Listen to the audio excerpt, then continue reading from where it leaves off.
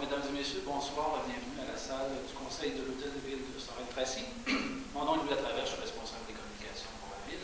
Alors, avant de débuter cette assemblée publique du 18 janvier 2010, nous aimerions rendre hommage à M. Gilles Bibeau, qui est prix Léon Guérin 2009, soit la plus haute distinction attribuée par le gouvernement du Québec dans le domaine des sciences humaines. On peut aimer lire et en même temps être très près de la nature, épluchon, jardinier, cuisinier, mécanicien ou sportif. Et cela se fait parce qu'on pense avec son corps,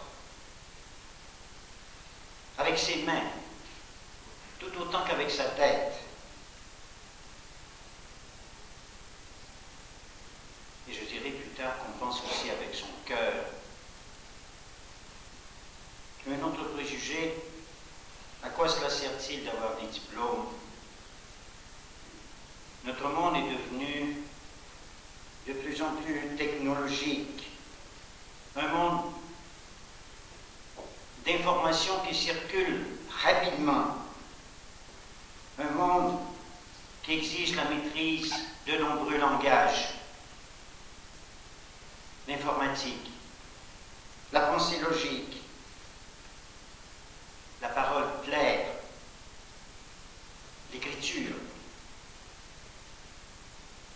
Pas seulement pour être plus mobile sur le marché du travail,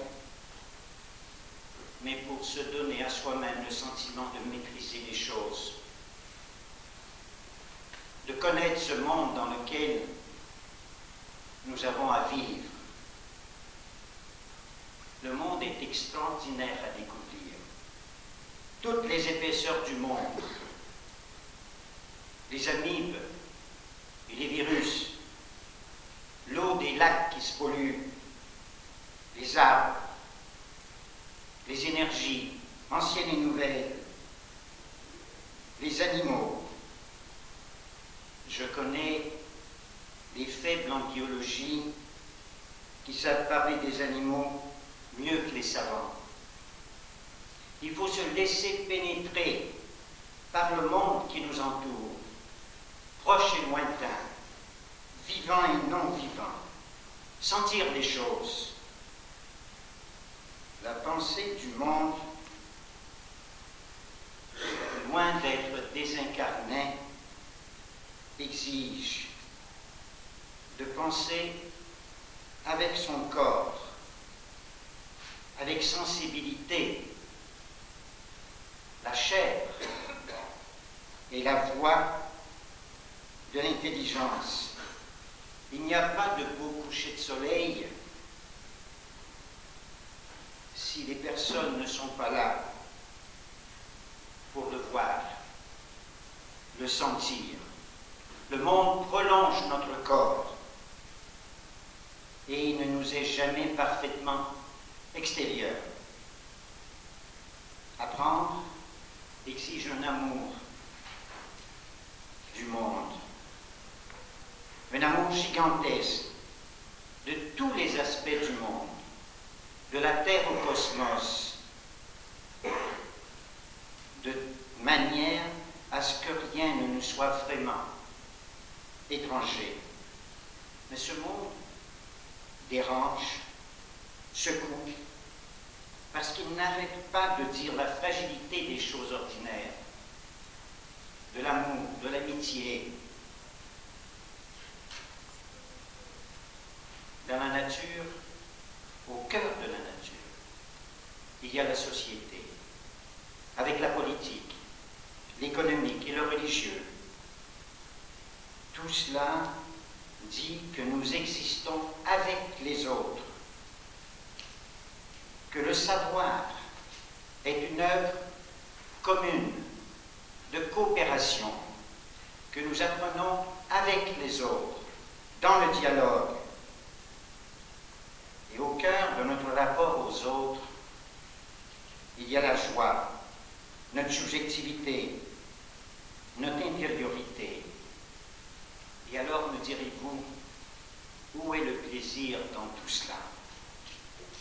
Le plaisir,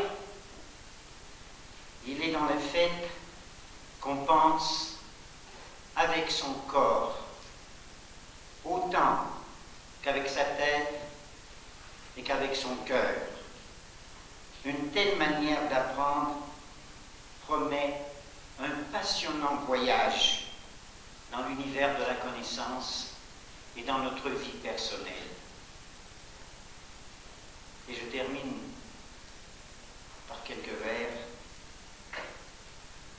d'un petit poème que j'ai intitulé « La Terre, vue du ciel ». Le soleil flotte au bord d'une bande de terre. Des lacs en reflètent l'exacte image. Des hommes et des femmes l'étreignent de leurs mains. À chaque instant, la vie renouvelle son offrande qu'il suffit de saisir pour être heureux. Et je termine en disant l'honneur que la ville de Sorel-Tracy me fait en m'invitant aujourd'hui à prendre la parole juste avant la séance du Conseil. Cet honneur m'émeut beaucoup. C'est vrai que chaque fois que je repasse devant cet ancien collège du Sacré-Cœur, où j'ai passé plusieurs années, dans cette cour où j'ai souvent joué au hockey aussi, je suis rattaché à ma terre.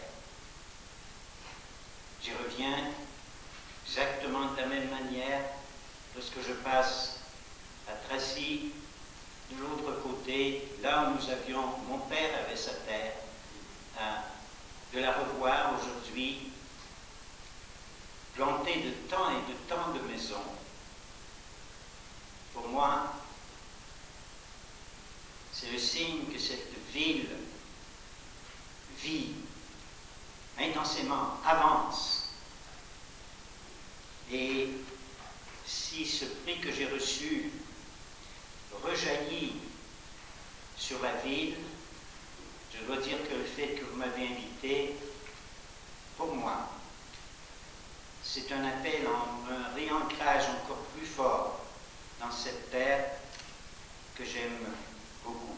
Alors je vous remercie beaucoup, toutes les personnes qui ont été associées à cette invitation. Merci.